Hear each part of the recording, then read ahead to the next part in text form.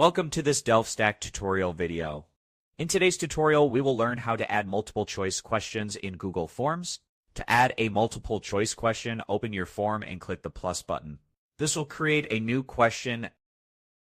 As you can see, Steph already created a question. I added a title, description, and the question itself.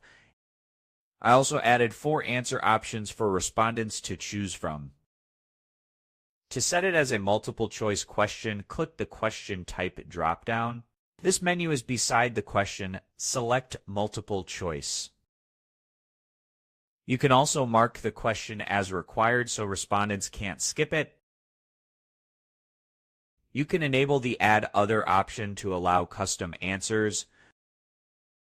This is useful if none of the listed choices apply. Multiple choice questions are great for surveys, quizzes, and polls. They also work well in quizzes where you can set correct answers and assign points.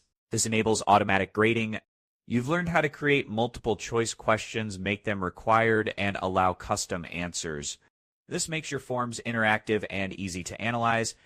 Thanks for watching, and don't forget to check out the next DelftStack tutorial videos.